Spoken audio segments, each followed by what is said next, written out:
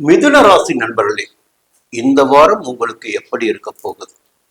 பொதுவா மிதுன ராசினருக்கு இது கொஞ்சம் யோகமான நேரமா தான் இருக்கு. பயப்பட வேண்டிய அவசியம் இருக்காது. இருந்தாலும் 2.25 நாட்கள் சந்திரன் சஞ்சரிப்பதை வைத்து நம்முடைய கிடைத்து வருகின்ற பலன்களில் மாற்றம் ஏற்பட வாய்ப்பு இருக்கு. அப்படி பார்க்கின்ற போது பார்த்து தான் ஆகணும். திங்கட்கிழமை, செவ்வாய்க்கிழமை, புதன்கிழமை மதியம் வரை பார்த்தீங்கன்னா உங்களுடைய விருப்பங்கள் எல்லாம் பூர்த்தியாகி கொண்டிருக்கும்.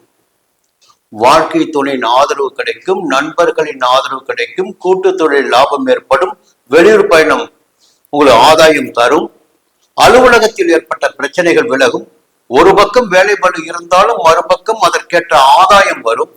ஒரு சௌக்கியமான வசதியான நன்மையான நாளாகவே புதன்கிழமை மதியம் வரை உங்களுக்கு இருக்கும். புதன்கிழமை மதியம் தொடங்கி வியாழக்கிழமையும் வெள்ளிக்கிழமையும் உங்களுக்கு சந்திராஷ்டமம் என்பதை நீங்கள் மனதில் வைத்துக் கொள்ள வேண்டும். எந்த புதிய முயற்சியும் வேண்டாம். புதன்கிழமை மதியம் தொடங்கி வெள்ளிக்கிழமை வரை எந்த புதிய முயற்சியும் வேண்டாம். ஒரு பெரிய நிறுவனம் நடத்திட்டு வருவீங்க, புதிய முதலீடு செய்வீங்க, கொஞ்சம் அப்ப கவனமா இருங்க.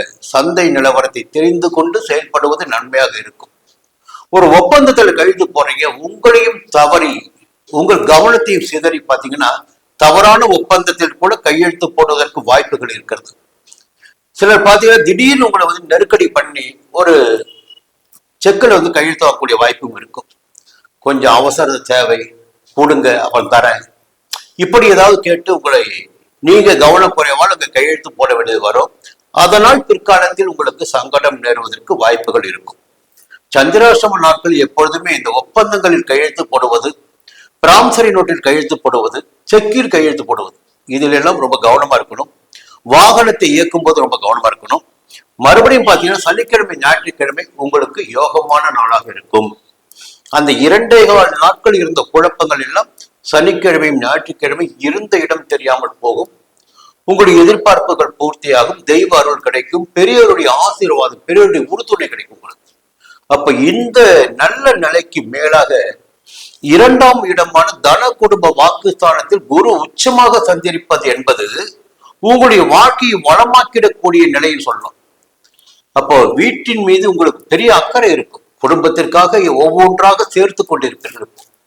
ஒரு இடம் வாங்கிறது, வீடு வாங்கிறது, வாகனம் வாங்கிறது, நவீன பொருட்கள் வாங்குவது, குடும்பத்தினுடைய எதிர்காலத்திற்காக, பிள்ளைகளுக்காக, உங்களுடைய வாழ்க்கைக்காக எதுவெல்லாம் தேவையாக இருக்கிறதோ அதையெல்லாம் இப்போது சேகரித்துக் கொண்டிருப்பீர்கள். அதற்குரிய காலகட்டம் இந்த காலகட்டம்.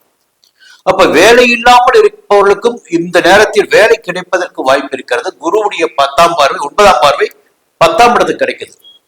அப்ப 10ஆம் இடத்தில் சஞ்சரித்துக் கொண்டிருக்கின்ற சனியினால் ஏற்பட்ட சங்கடங்கள் எல்லாம் இந்த நேரத்தில் உங்களுக்கு இல்லாமல் போகும். வேலையில பெரிய நெருக்கடி இருந்திருக்கும், அந்த நெருக்கடி எல்லாம் இல்லாமல் போகும். கேது 3ஆம் இடத்தில் சஞ்சரிக்கிறார்.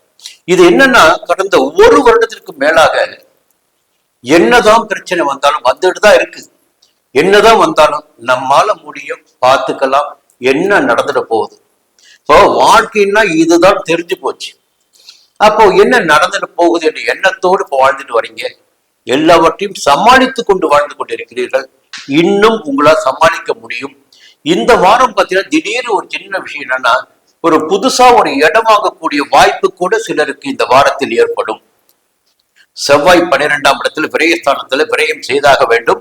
அதை ஒரு இடம் வாங்கலாம் அல்லது வீடு வாங்க முடியும், அதற்கு வாய்ப்பு இருக்கு. சுக்கிரன் 2ஆம் இடத்துல குடும்பத்தோட நிம்மதியான சூழ்நிலை இருக்கும். கணவன் மனைவிக்குள் ஒற்றுமை இருக்கும். மீண்டும் அடுத்த வாரம் சந்திப்போம்.